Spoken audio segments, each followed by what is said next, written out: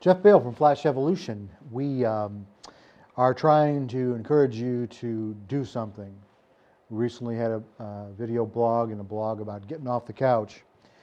And, sometimes just saying that can make an effect with somebody, but sometimes it's not. Sometimes somebody's got to turn the couch over.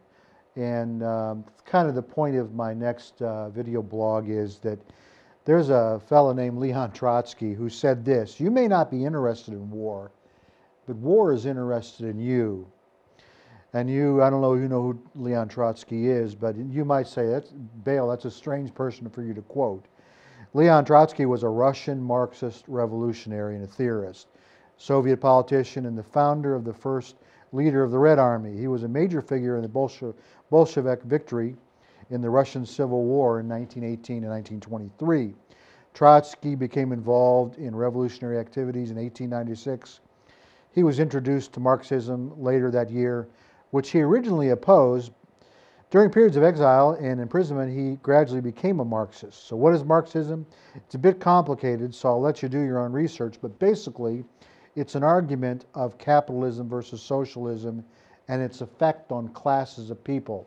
There's a lot of discussion about socialism, and some people have even said we're entering into the Marxist world in our culture today as we blend corporate and government America.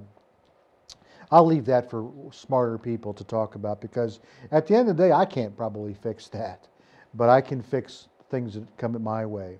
So back to Trotsky's quote: you may be interested in war, you may not be interested in war, but war is interested in you.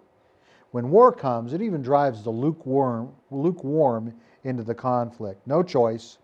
The sideliners are driven to involvement. That's why I said sometimes you get off the couch and sometimes people turn the couch over.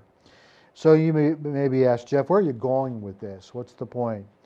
Patience, I'm getting there, and let me tell you a few things first. First of all, my point is not to glorify Trotsky. That is not my point. My point is not to have a dialogue about capitalism versus socialism or any other ism for that matter.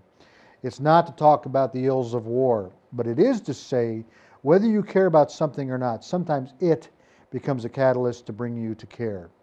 We as Americans cared about Europe's plight in World War II as they fought, but it wasn't until the Japanese brought the war to Pearl Harbor that Americans left their lukewarm place and got hotly involved in the battle. It became personal on 12/7 of 1941, and FDR, as FDR called it, the Day of Infamy. So guess what? We became interested in war, much more so. So finally, I'm getting to my point. I've been talking about the need for everyone to have a home-based business.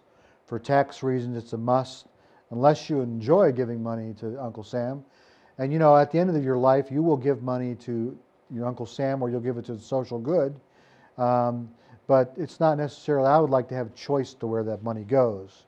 But beyond that, we all need to take charge of our own lives. And by having a home-based business, you take a step in that direction. Now, maybe you can't provide fully for your well-being, but it's a step in the right direction. You may be marginally interested in doing that, or maybe even think it's a good idea, but yet you sit on the couch and you wait and you talk and you complain. So here's my statement to you. Don't wait until the economic war comes to your house, when your boss lays you off. Do something now. When the war comes to your household, you will care about this area. You will have had the couch turned over on you. That you might have been just marginally interested before.